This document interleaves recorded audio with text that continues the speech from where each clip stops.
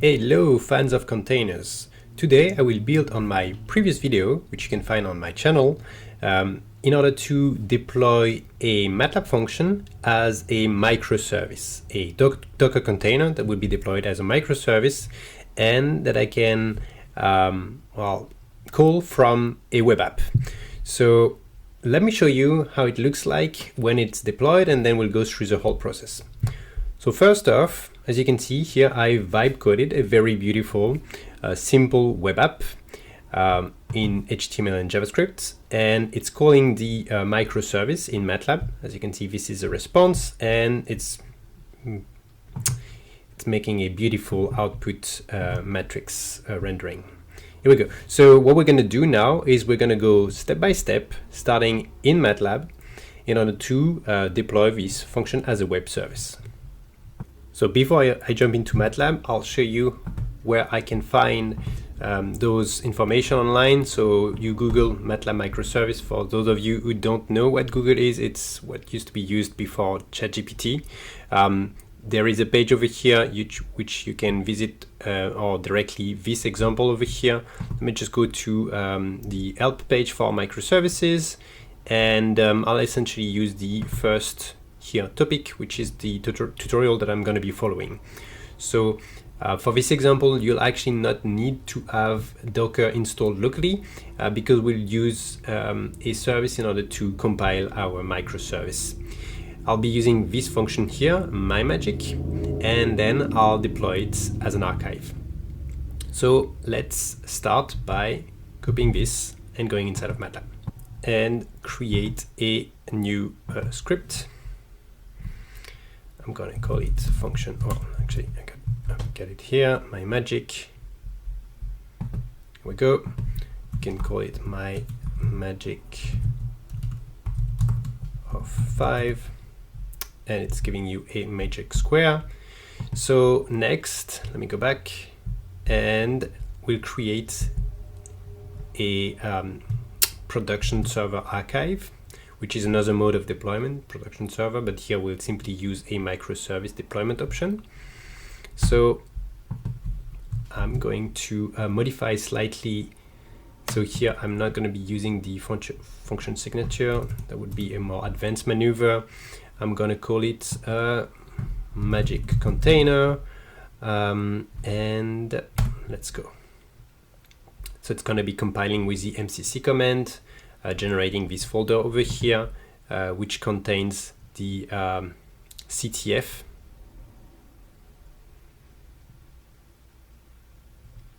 So, well, actually, yeah, the magic container CTF is over here, and that's the first step.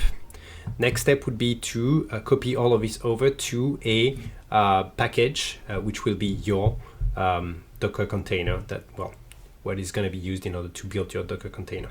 So let's move on, and here we're going to be using now this here function, but we'll add an option so that it doesn't automatically compile locally on my machine. Again, you won't need Docker for that. So what I'll do is, wait a minute, I'm going to copy that, but then I'm going to change it with an option here. So you can see you can give it an option. So I'm going to give it an option over here. Let's see what is the option. So an option that would be to not execute the build. So here you have a bunch of options, container use, Docker context, and so on. So this here, the execute Docker, by default it's on, but we'd like to turn it off so that it doesn't trigger the Docker build command. So let's do all of this over here, and I'm going to be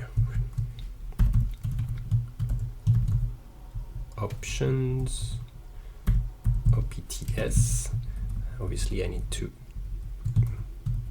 create OPTS equal compiler dot package dot microservice. Here we go. This for the image name, and then I want this to be false. Okay. So this is creating this folder over here, creating the Docker image for the runtime base image. Okay, this is a dependency, and then here is the runtime itself. And finally, it's copied over all the files that you need over here, the CTF. So what I'm going to do is I'm going to take all of this and put it, just going to take this and that. Yeah, okay, and push it to the root of my folder. And we're going to create a repo based on all of this. Before we do, I want to do a simple modification over here and essentially replacing this image, base image, by what we have inside of the runtime. So here, let's open this as well, and I'm going to take this. So it's going to pull from our containers.mattox.com the runtime installer and all of this. And I'll replace this base also. So let me copy all of this, replacing it here. And now the second thing, in order for you to not have to build any of this locally, would be to replace this by the runtime dependency. So it's gonna be essentially kind of an advanced maneuver, but all of this is completely automated. It's going to base off of a Ubuntu image and installing all of the dependencies that are required for you to be able to run here your runtime. So I've simply replaced those two lines, and now you have a completely functional Docker file that can be built by an external service. And here I'm going to be using render. But before I do, let me create a GitHub repo. So this is my previous repo. I'm going to create a new one. Let's see, improved umbrella. It's a nice name. I'm just going to keep it like this. I'm just going to call it MATLAB microservice. It's going to be public. No git ignore. I'm just going to add a readme because I like it, and then a license. Now let me go in there and so there is a trick here. You can upload your code like this, upload files, and what I'll do is I'll just take all of this over here. Actually, I'm not gonna need this and that. I'm just gonna need this over here. Okay.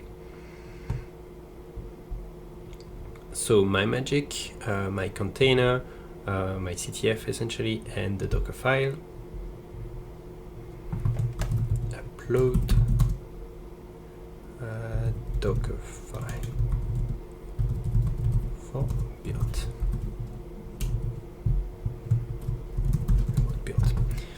Here we go. And now what I'm going to do is I'm going to create a new service on render. So render is a nice service online that enables you to deploy your Docker containers. So it's simply going to identify here if I create a new web service, this one.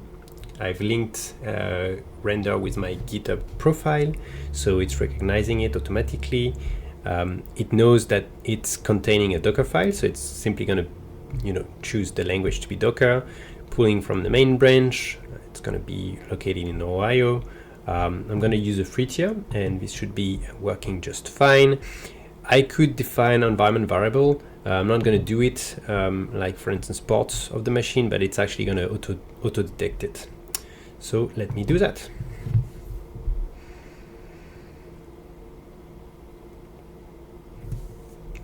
And then we'll wait together in front of this screen for a moment.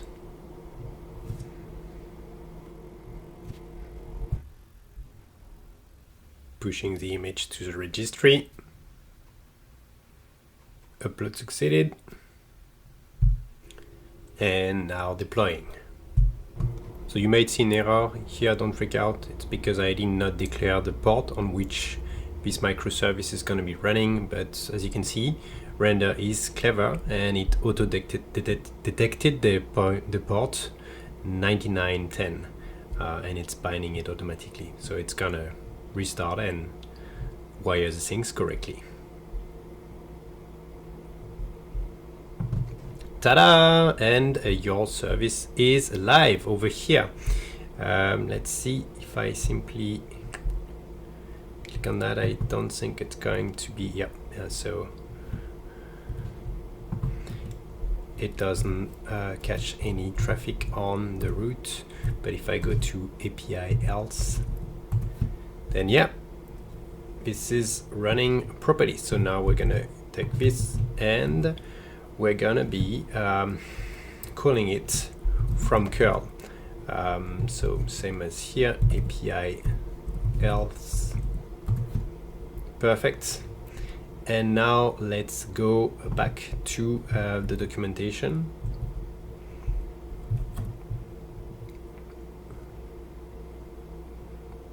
And as you'll see here, you'll want to, on Windows, use this curl command over here.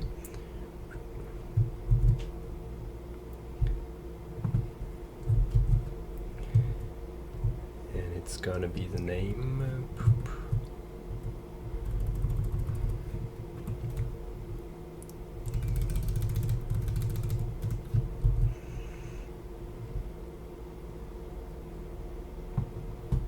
This one slash magic container slash my magic.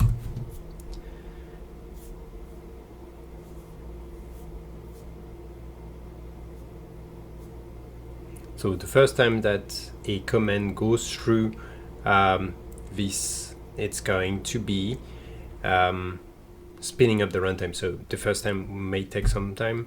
I'm gonna remove all of these verbose output and that host name. There's something wrong with the host name for some reason, but it's working just fine. Perfect. So now that we've deployed our service, you can go back full circle and integrate it inside of your Vibe coded app. So here we go. This is a Flask app that is gonna be serving up some pure HTML JavaScript. And here I'm going to replace this with the new service that I have just Vibe coded. So it's going to restart, and now we'll be able to go to